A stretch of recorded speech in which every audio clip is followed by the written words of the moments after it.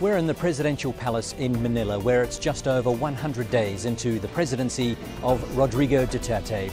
In an exclusive first interview since he was sworn in, we talked to him about his controversial war on drugs and foreign policy, including deteriorating relations with the United States and potentially warming relations with China. The President of the Republic of the Philippines, Rodrigo Duterte, talks to Al Jazeera. Mr. President, thank you for talking to Al Jazeera. It's been a tumultuous start of a presidency for you, full of controversy, particularly about the war on drugs. But first, let's start with your background. You were raised in a politically inclined family. Your father was a governor. Your mother was a freedom fighter during the reign of former President Ferdinand Marcos. How has that affected your outlook? Profoundly, I would say. I grew up in an environment of politics, and as politicians, we tend to you go by the issues of the day, the big ones that would affect the conditions, economy and all, especially the political issues. And my father was governor for 10 years almost. But when he died, I was then a prosecutor. And when the revolution came, my mother was one of the stalwarts of the opposition against Marcos. You also had some difficult times when you were younger as a child. You have revealed that you were sexually abused by a priest. Has that shaped your beliefs? Has that helped to shape who you are now? Yes. To a large extent, actually. It's what you get along the way that shapes your character, especially. And even at that time, even your politics and how you look at the world and how you should assess them by the standards that you have used in school and in growing up, the things that you pick up along the way, you said, it sorts of blend into a collation. It blends into something which is can be said forming your own values in life. Let's talk about the war on drugs now. 3,500 people have been killed so far. It seems like the whole world is talking about it at the moment. The Philippines seems to have so many problems. So why launch what is a brutal war on drugs? Because the sheer number of people contaminated will pull my country down. It will destroy the next generation of Filipinos. You know, these lives lost, some of them were lost during legitimate encounters with the police. But the fact is, at the moment, we have 3,500 people killed. And you yourself alluded to just then that perhaps some of them weren't legitimate targets. You know, there is no crime at all when you threaten criminals with death. In my country, at least, there is no law which says I cannot threaten criminals. And that was the favorite, well, of course, the cliche that they used. It became a cliche over time. And when I was president, I said, we have 3 million, according to PDEA, 3 million drug addicts. Not counting mine, because it's still going on. So I said, if we do not interdict this problem, the next generation will be having a serious problem. And I announced that, again, same. You destroy my country, I'll kill you. And it's a legitimate thing. If you destroy our young children, I will kill you. That is a very correct statement. There is nothing wrong in trying to preserve the interest of the next generation. That 3 million addicts, it's not, they are not a residents of one compact area or contiguous place. They're spread all over the country. And by the sheer number, because if you are a user, you must push. Unless you are the son of a billionaire, or because you have to sustain your addiction by getting another financier for you. And then the next financier will have to get a new victim to finance it. That's how it became. That is how drugs is spread. But it was not until I became president that the widespread and the magnitude of the problem became really a serious issue. So what about the children and the innocent people who have been killed? Well, that is bad. So will those cases be investigated? Yes, Do you promise that? Of course. But let me tell you, this is the law of my land. Here is a police. Here is a gangster. He's armed with an M16. The gangster only a pistol. But when they meet, they exchange fire. With the police with an M16, it's one burst, and hits 1,000 people there, and they die. There's no criminal liability. It could not be negligence because you have to save your life. It could not be recklessness because you have to defend yourself. Just like when the United States and the rest of the country, when you bomb a village, you intend to kill the militants, but you kill in the process the children there. It's only how it is explained. And we are, people judge best when they condemn. So they would always place you in a bad light. But the situation does not call for that. And that explains the reason why, until now, I have yet to hear an apology for those who have in Vietnam, in Afghanistan. Never mind about the militants. Kill them. But then, in the process, 2 families, hospital, it is collateral damage. Then why is it is a collateral damage to the West, and to us, it is murder? You went to law school. Yes. You worked hard to be part of the legal system. You are a lawyer by profession. Correct. And you were a prosecutor for many years. Yes. Do you still believe in the country's judicial system? Like now, I should believe in the system because I will guarantee this time that the law is made. There are judges here in Manila, more than 1,000 cases, no conviction at all of a drug case. That is where money flows, maybe savagery, threatening people on both sides. That is how it is played here. That's why we have this miserable thing about the drug problem now. But do you acknowledge that you have encouraged vigilante killings? No, I said I will kill you. If I encourage, fine. Yes, but the point is that people can get away with murder right now. And you know that some of the killings are not legitimate. Well, so do you think that there might be cases of people settling old scores out there and disguising them as the war on drugs? I do not play with conjectures. I do not make assumptions. I just say what I should be saying as a president and as a mayor. Now, if the criminals there are killed by the thousands, that's not my problem. My problem is how to take care of the law-abiding, God-fearing young persons of this republic because they have our resources. Strictly speaking, you cannot find any redeeming factor in being, the criminals there. They are there for what? They are there for just like the cartel in Mexico. If you have read Ian Grillo, this is how the cookie crumbles. Exactly. So when I will kill you because I'm the mayor, I'm the president. Now, if vigilante would take over, but, I cannot control it. I cannot be God and control everything. Okay, you just kill these guys or you wait for the courts to do that. Well, you can encourage good policing and you can encourage justice and trust in the judicial system. Correct. But when I was campaigning as a president, the drug problem was already reaching by the millions. Well, 3 million is 3 million. Now, during my time, we have started to count. We are nearing now the 800 mark, 800,000. By the year ends, I would have about also 1 million. So I have 4 million drug addicts. Do you think that's an easy number? No. So why not put all the energy into rehabilitation? Well, where do you find it? Reforming healthcare. Okay. Can we cut this for a while? I'll just have to. Pakikita, pakihanap yung newspaper kahapon.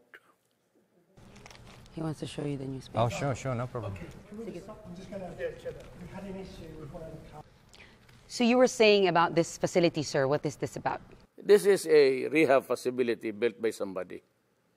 This is what they cried that, Duterte, he should have built rehab houses instead of killing the criminals, the drug lords.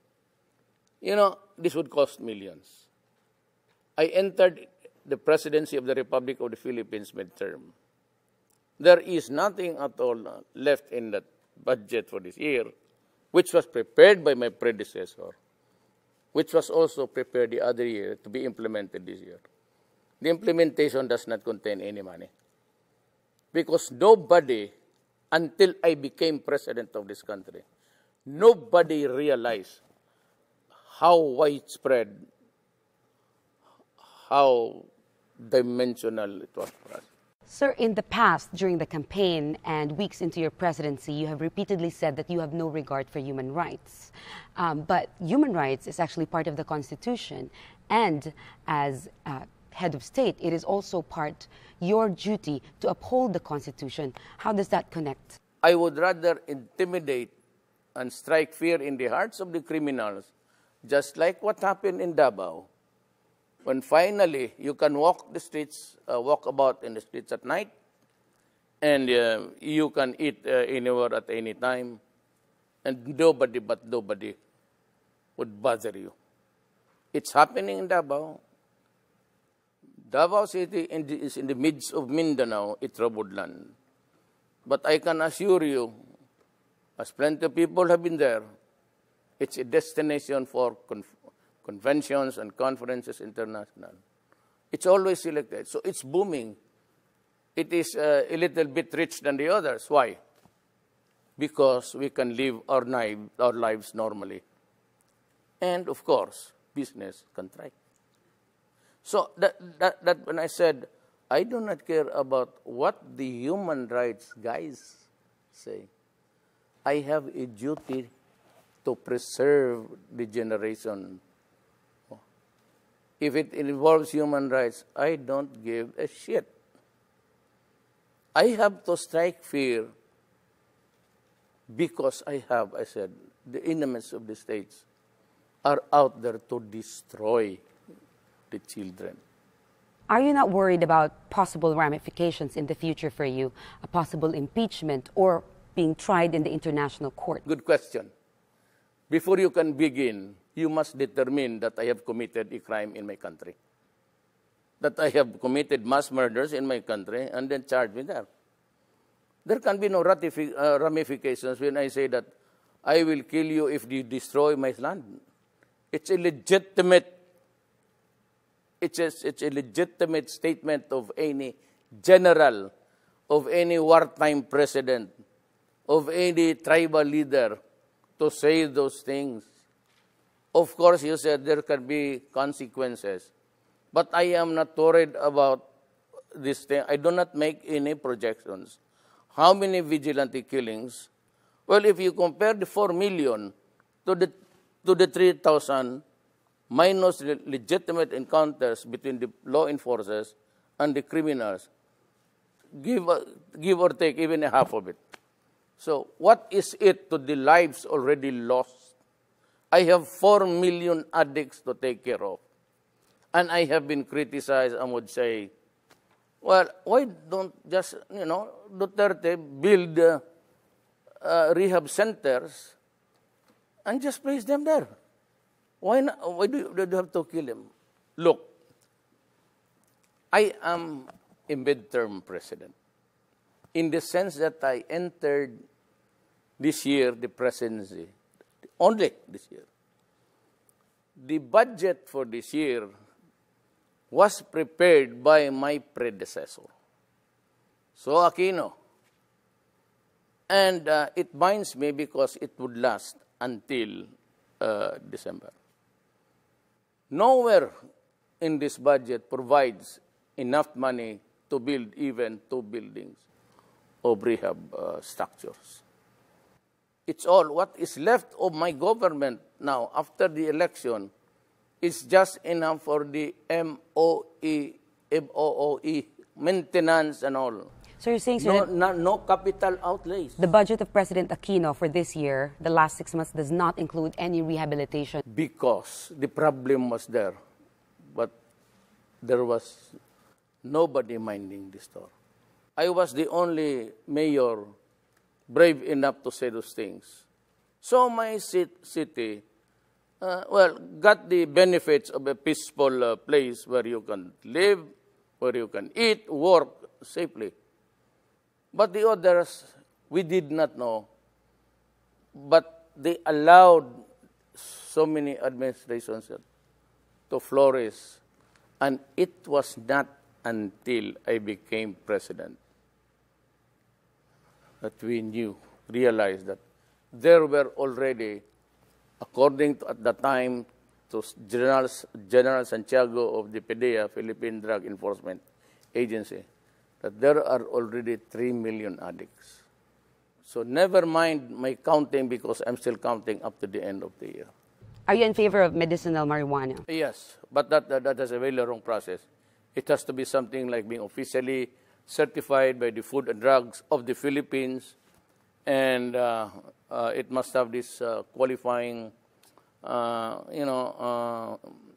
activity where it's being used to find out if it's really medicinal or if it can do something good for the body. But you'd consider it? You'd consider it, the legalization of it, for example? I'm not the authority for that. It's the Food and Drug Administration which says that it's good.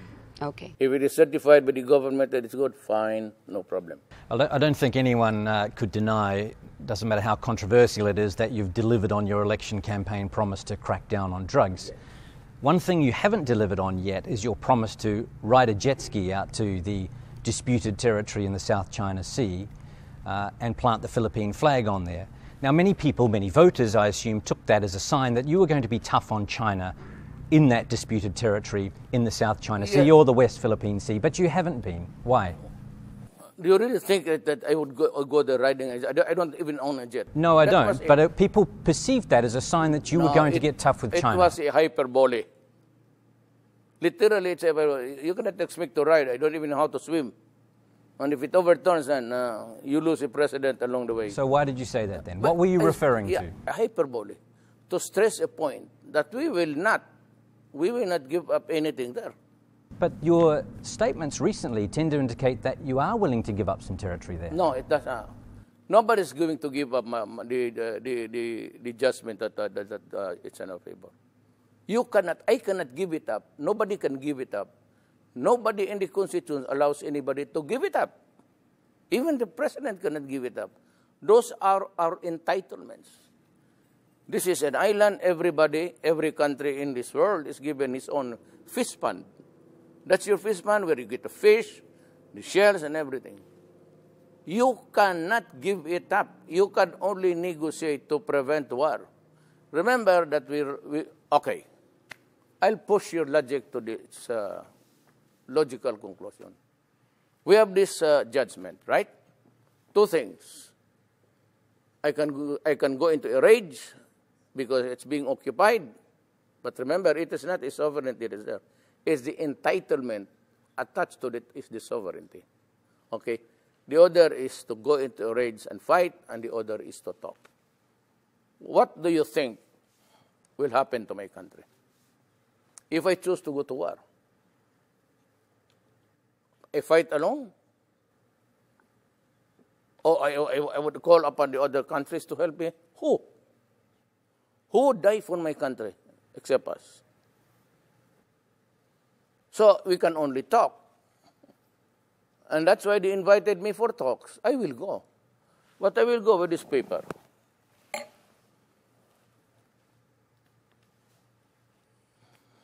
A blank sheet Mr. of paper. President, I said, this is the award. I cannot go out beyond the boundaries of this paper. Let's talk. Let's begin here. The Philippines won a landmark case against China, unprecedented in recent history, a smaller country standing up to a superpower. It declared the 9-dash claim of China invalid. Now, you're going to China, and you've mentioned previously, you said that you will not insist on the position of the Philippines on the Scarborough Shoal. Now, your critics are questioning why it seems you're going to China and negotiating from a position of weakness rather than of strength. It would be arrogant to me to go there and say, I'm going there to fight for this and that. You know, there's much to be learned in history, and even in the books, and the way the Orientals places the words in his mouth, especially the Chinese. You have to go there with a little bit of courtesy. But when you are already in front of each other, then I said, this is it. We do not go. What would be the purpose in going there without this? For what? But you can guarantee to the Philippine people that you are not going to sign away or give up hope or give up fighting for the Spratlys Scarborough Shoal. Yes, in the first they are place, Philippine territory. Nobody but nobody, not even the president of this country, can give up the claim. You are not allowed to do that. That is one sure way of going to impeachment. But can you guarantee that you will fight to maintain of course. those? Nobody's going to give up anything there. I said, if the Constitution does not allow you, then who can? Then not even your mouth. That's how it is. What deals are you hoping to do when you go to China? Well, maybe we talk about, I would know, or I would not know the wherewithal, so where we would start.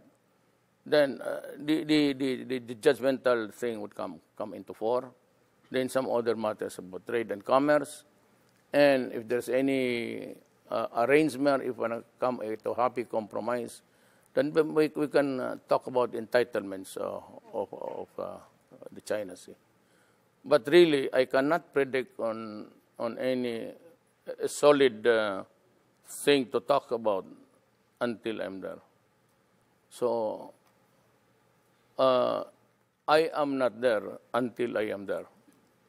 Will you discuss the war on drugs? Because records show that a lot of the drugs coming into the Philippines are coming from China. They understand it. That's why they'd like to help. But you know, China now is a democracy. I mean, the communist is just something which is just a thing to go by, to keep control. But everything there is free enterprise. Having said that, Mr. President, you have clearly moved away from the United States.